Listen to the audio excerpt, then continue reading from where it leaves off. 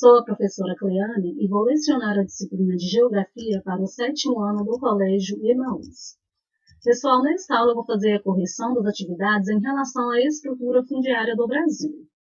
Número 1. O que é estrutura fundiária? Explique a estrutura fundiária do Brasil. A estrutura fundiária, gente, é como as propriedades rurais elas estão organizadas, elas estão distribuídas, né? No Brasil, há uma concentração fundiária, e é uma concentração fundiária de uma herança histórica do Brasil. A maior parte das terras ocupadas e os melhores solos encontram-se nas mãos de pequenos proprietários, de poucos proprietários, que são os chamados latifundiários, enquanto um grande número de pequenos proprietários possuem áreas mínimas para a produção, são os chamados minifúndios. 2. Qual a diferença entre latifúndio e minifúndio? O latifúndio é uma propriedade rural com grandes dimensões, enquanto o minifúndio é uma propriedade agrícola de pequenas dimensões. 3. De que maneira a reforma agrária no Brasil pode contribuir para a melhoria socioeconômica do país?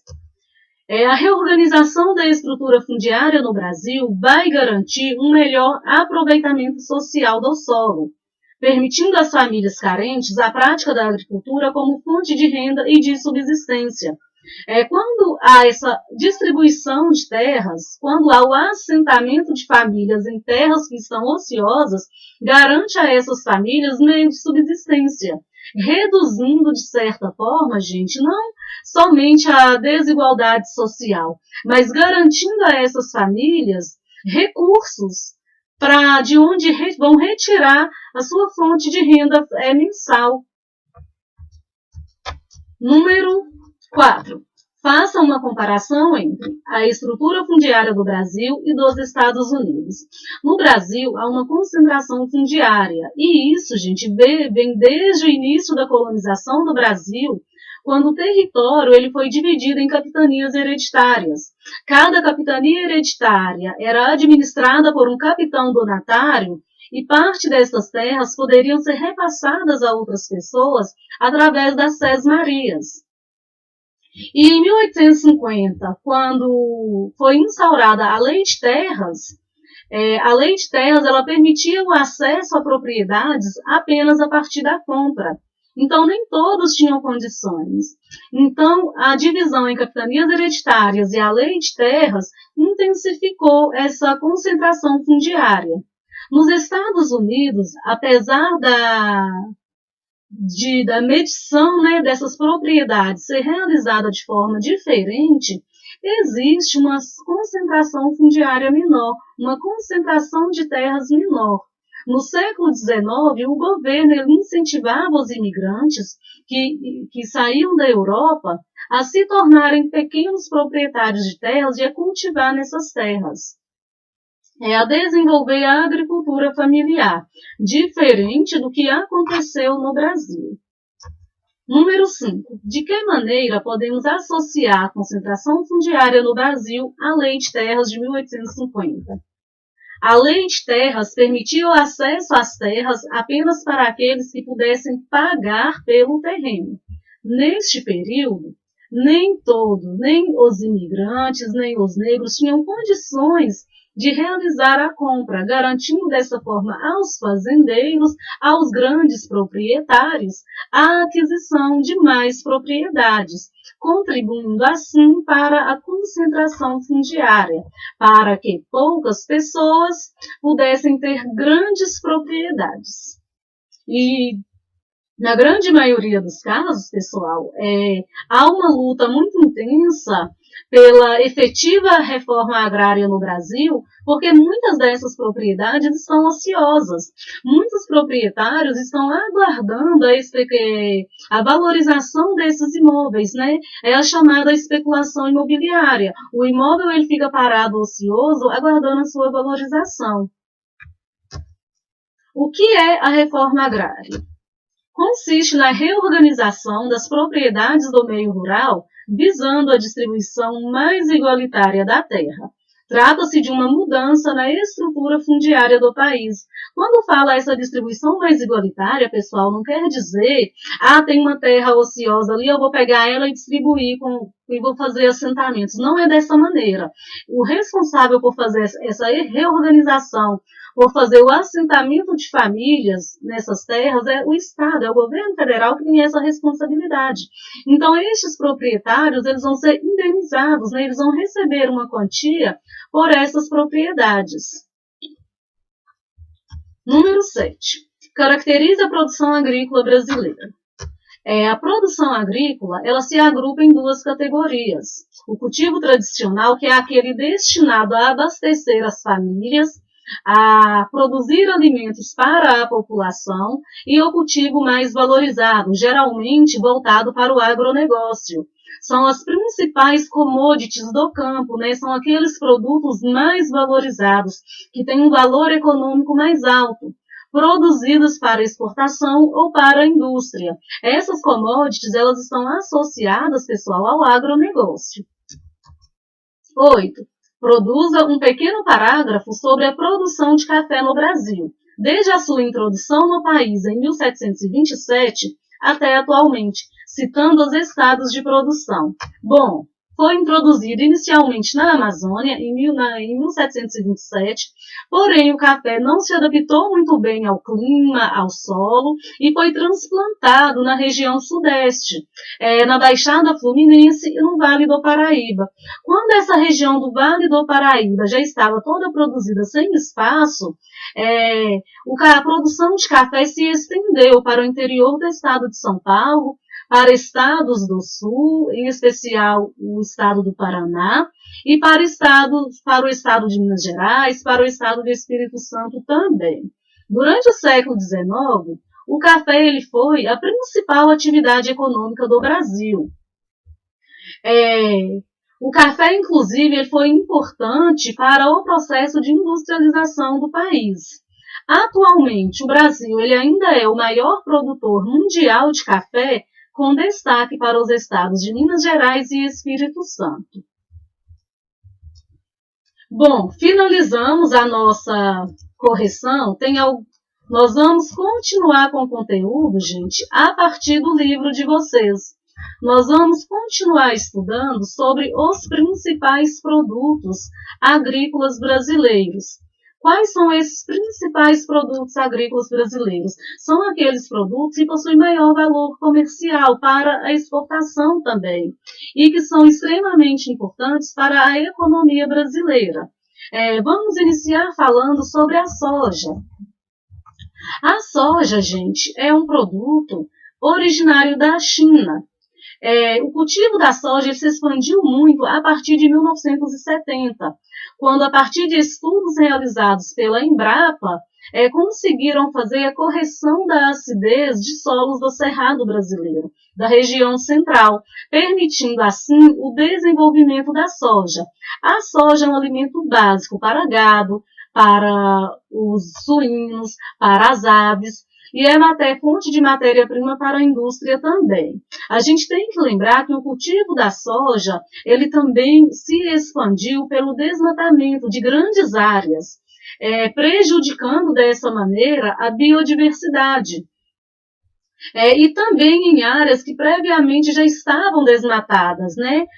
Áreas que eram ocupadas pela pecuária, que se tornaram pobres, com solos pobres, e que foi introduzido o cultivo da soja. Em 1990, o Brasil produziu cerca de 20 milhões de toneladas de soja. O país que mais importa este produto do Brasil é a China. A soja foi o cultivo que mais cresceu no Brasil nas últimas décadas e, atualmente, é o ramo mais importante da agricultura e do agronegócio. Os principais estados de produção da soja estão destacados neste mapa. O estado do Mato Grosso, estado de Goiás, Piauí, Pará, Bahia e Minas Gerais. A cana-de-açúcar. A cana-de-açúcar, gente, como nós já vimos, ela foi introduzida no Brasil desde o período colonial. Foi a primeiro produto, né, introduzido no Brasil pelos colonizadores portugueses no século XVI. A cana-de-açúcar, ela se desenvolveu muito na zona da Mata Nordestina, aproveitando dos solos férteis, né, que são os solos de massapês.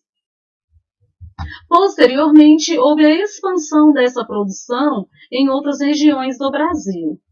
Atualmente, o Brasil é o maior produtor mundial da cana-de-açúcar. Ela é cultivada principalmente no estado de São Paulo, Paraná, Minas Gerais e Pernambuco. A cana-de-açúcar também ela é utilizada para a produção do álcool, o etanol.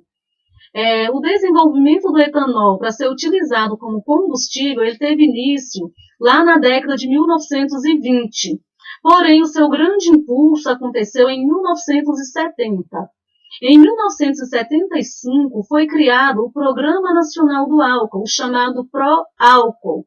Por meio deste programa, visava diminuir a dependência em relação, pessoal, ao uso do petróleo, especialmente a gasolina, que é uma fonte energética poluente, como nós já vimos.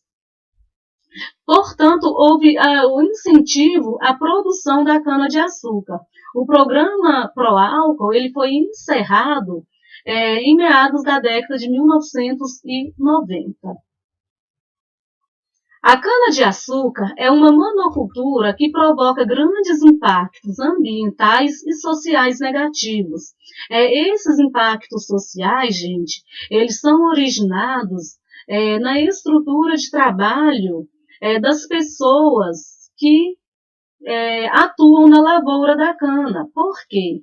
É um trabalho extremamente exaustivo, é um trabalho onde os alunos cortadores de cana eles recebem baixas remunerações, eles trabalham cargas horárias muito extensas e é um trabalho muito pesado também. Apesar de haver hoje a mecanização da lavoura da cana-de-açúcar, os terrenos mais íngremes ainda adotam a mão de obra humana.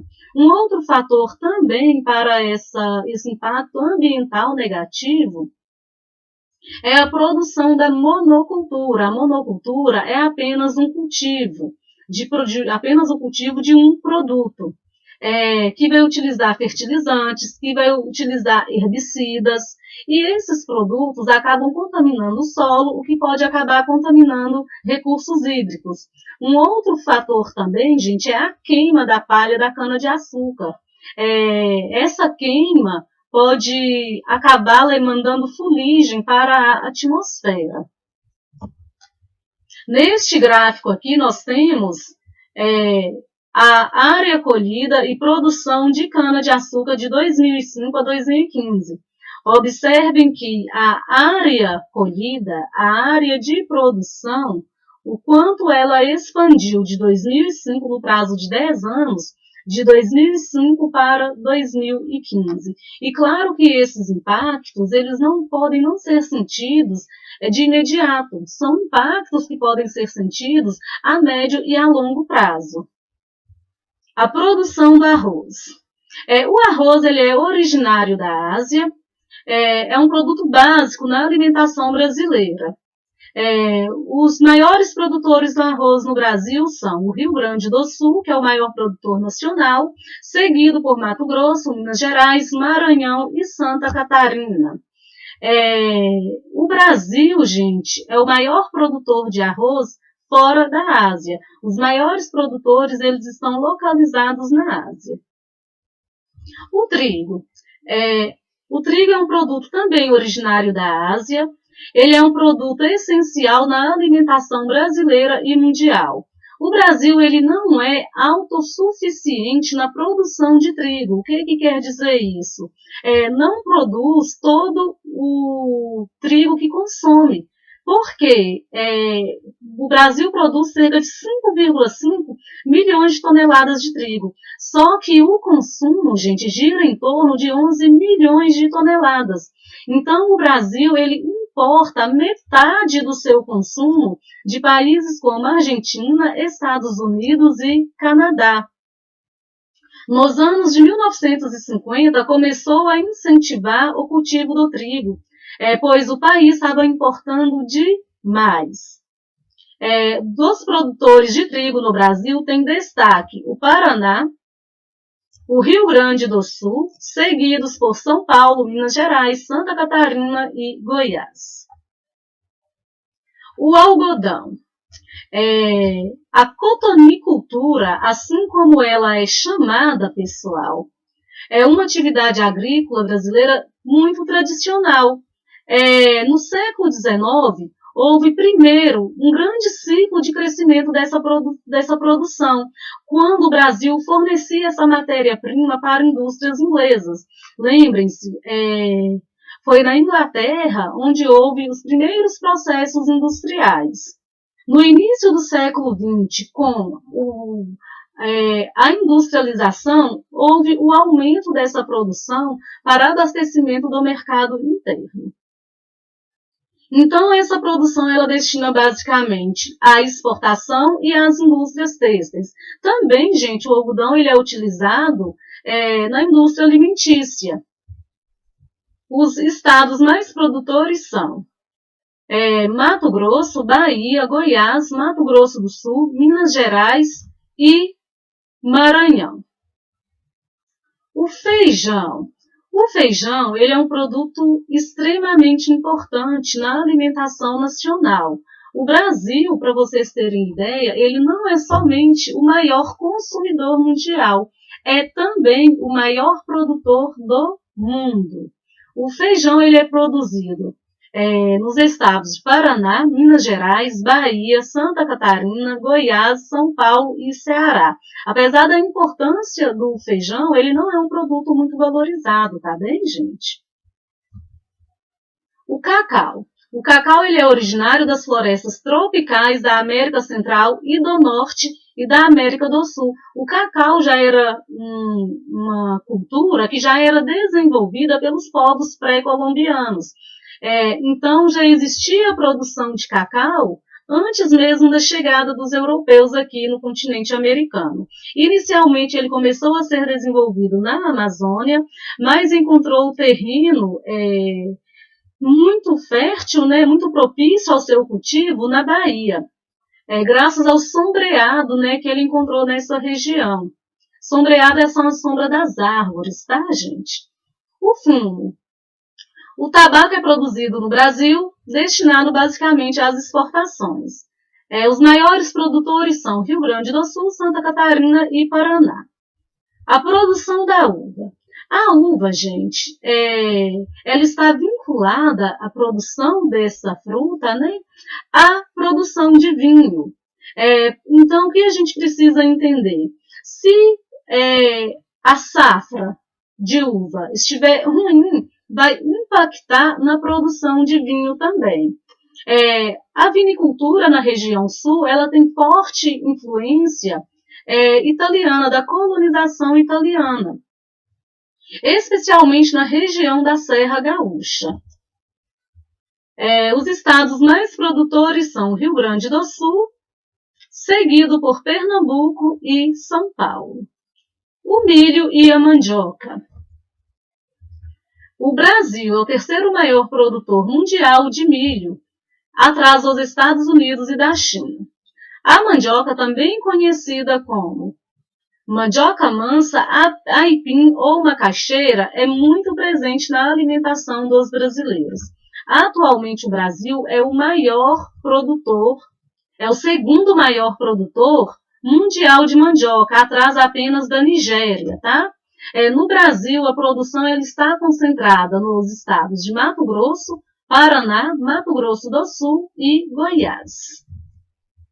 Produção de frutas. O Brasil é o terceiro maior produtor mundial de frutas, após a China e a Índia. As principais frutas produzidas e consumidas no país são laranja, banana, manga, melão, limão e lima, uva, mamão, maçã, melancia, figo, abacate, pêssego e abacaxi. O Brasil, gente, ele é um dos principais exportadores de laranja, do suco de laranja. Esse produto ele está concentrado no estado de São Paulo e é voltado para a indústria. A produção de laranja é quase totalmente controlada pelas indústrias de suco. Como os Estados Unidos são o segundo maior produtor e também o maior importador mundial, o aumento nas exportações brasileiras de suco de laranja está ligado principalmente a crises periódicas da citricultura norte-americana, ou seja, quando há crise na produção norte-americana, a produção brasileira ela é mais valorizada. Neste mapa aqui está trazendo para a gente os 10 principais municípios produtores de laranja. Com destaque, é claro, para o estado de São Paulo. Bom, pessoal, finalizamos esta aula. Não vou estender mais para não ficar muito longa. Na próxima aula nós vamos continuar e vamos entender um pouquinho sobre a pecuária no Brasil. Tem algumas atividades para vocês fazerem. São essas perguntas. Neste número 4, bem resumido, tá, gente? Para fazer os estados de produção, destinação da produção e as características da produção. No número 5, eu pedi para elaborar uma palavra cruzada com pelo menos 15 perguntas, tendo como base, para essa elaboração, a produção agrícola do Brasil.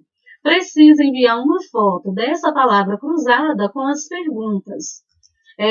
Eu trouxe aqui um modelo de como seria essa palavra cruzada. Vocês vão definir uma palavra central. No caso aqui, eu peguei como palavra central agricultura. E vão elaborar 15 perguntas e vão responder com essa palavra central. Por exemplo, a principal região produtora é o estado de São Paulo. A produção é controlada pela indústria de sucos.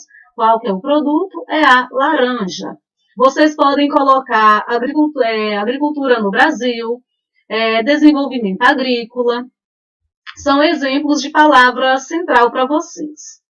Façam com bastante atenção, precisa copiar as perguntas das atividades, tá? Bons estudos para vocês, até a próxima aula e lembrem-se, juntos no caminho certo.